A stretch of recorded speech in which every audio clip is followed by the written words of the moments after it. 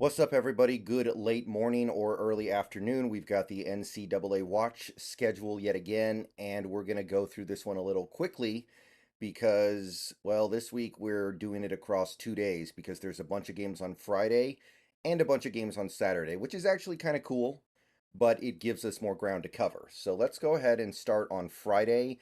I didn't see anything interesting on Thursday. There is one game that is kind of decent, but prospect wise, I didn't really see anything. So let's go ahead to Friday here, the 24th, day after Thanksgiving. We've got two 9 a.m. games that I want to discuss here. 9 a.m. Fox, we've got TCU playing Oklahoma. TCU has Brandon Coleman, a right guard prospect who hasn't really been that great this year, but he continues to be a guy on my radar. And with right guards, they frequently do go in the fourth or fifth or sixth round and then end up becoming pretty good. And then Oklahoma, of course, has Danny Stutzman, one of the fun mid-range linebackers in this class. So that's a game worth watching with those two guys. And then the other 9 a.m. game on Friday, ABC, is Miami versus Boston College. Miami, as always, brings a decent amount of interesting stuff to the table, although it hasn't panned out the way I wanted it to this year. They've still got Javion Cohen. They've still got Leonard Taylor if he plays. Cameron Kinchins and James Williams at safety is always good. And then you've got Boston College with Christian Mahogany. They're always good for at least that. He continues to be one of my favorite right guard prospects in this draft. And then at 12:30 on ABC, we have our first opportunity to spy Tulane. They're playing UTSA, and Tulane, of course, has one of the sleeper quarterbacks in this class who's really starting to make a name for himself in Michael Pratt.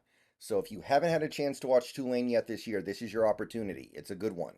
So let's see what he can do. Obviously, it's not great competition, but Tulane usually doesn't play great competition anyway, if we're being honest. 1 p.m. on CBS, we got Missouri against Arkansas. Missouri has Tyron Hopper, one of my favorite mid-level linebackers in this class, and Arkansas has become a little more interesting lately. KJ Jefferson has started to play better. I'm still not super high on him because he has had a down year, but he's interesting. And if we do decide to remake our offense this offseason, he's not the worst idea to do it around, I guess. You got B.O. Limmer at center, and they've also got, I believe his name is Landon Jackson on the defensive line.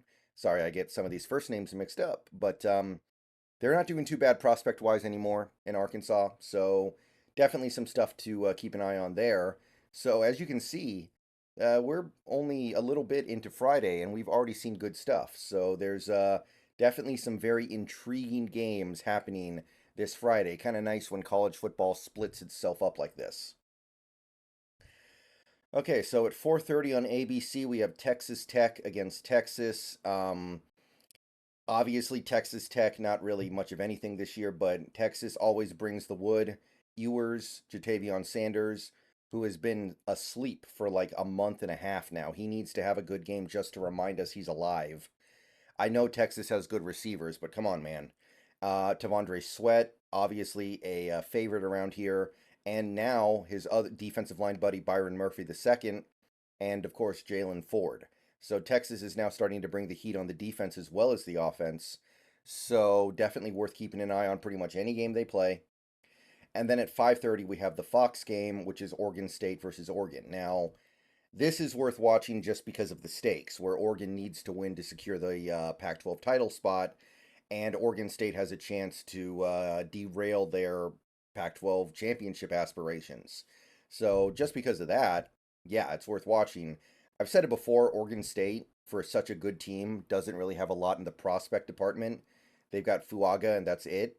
But Oregon brings it. They've got Nix, they've got Powers Johnson, their center, and then they've got two defensive linemen in Dorless and Birch. So there's enough going on the Oregon side of things to feel pretty good about. So that's how I would recommend ending the day, and that gets us through basically all of Friday with something to, at the very least, keep an eye on. Now let's jump over to Saturday here, and there's a ton going on here, including prospect-wise, maybe the game of the year. 9 a.m., we've got the big game, Michigan, Ohio State. And not only is this game huge for college football reasons, there are a load of prospects on both sides. Just guys that I'm personally hot to trot on. You've got McCarthy, Zinter, Jenkins, Colson, and more on Michigan's side. And then you've got Stover, Jackson, Williams, Hall Jr., and Eichenberg on the Ohio State side. And of course, there are other guys as well, right? Like, I don't know if anybody's really high on Kyle McCord at this point, but if you are, he's on Ohio State side. They've got those great receivers. Michigan has some other players on their offensive line that are going to be interesting. Um, Ohio State has JT Tumluatu, I believe is how you pronounce it, the edge rusher. So there's a lot going on both sides either way. So that is the game of the year in more ways than one. And there's another 9 a.m. game across from it on ESPN, Texas A&M. Their defensive line is starting to get pretty chock full of. Actually, both their lines are starting to get pretty full of guys worth watching. Bryce Foster, Robinson at right guard.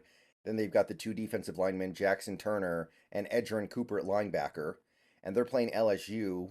And LSU's kind of must-see TV right now because what is Jaden Daniels going to do next? And then you've got Mason Smith on top of that. Now, Wingo, I think, is out. I think he's hurt. I don't think he's playing in this game, so you can kind of cross him off. But even without him, there's quite a bit going on in this game that makes it good. It just doesn't really stack up to the big game on Fox. All right, so CBS, 12:30, we've got Alabama playing Auburn. Auburn, not very interesting this year. Bama brings a little bit to the table on defense with Dallas Turner, Igbogbe, and Malachi Moore, but it's not great. And it kind of, I mean, I'm certainly not going to be paying super close attention to this game when I have the 1 p.m. game on Fox, the Apple Cup, Washington State versus Washington. Washington State brings Cam Ward and I guess their safety Hicks to the table.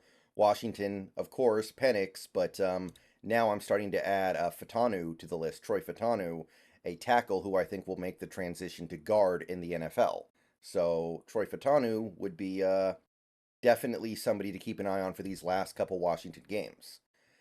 And then at 4:30, we're going to polish things off with Georgia playing Georgia Tech, which is unlikely to be a competitive game, but Georgia, they've always got the goods.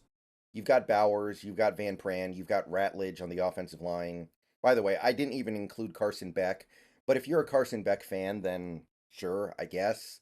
I really hope we can do better than Carson Beck in this QB class, but some people like him. And then you've got Stackhouse, Mondin Jr., and the safety Bullard on defense.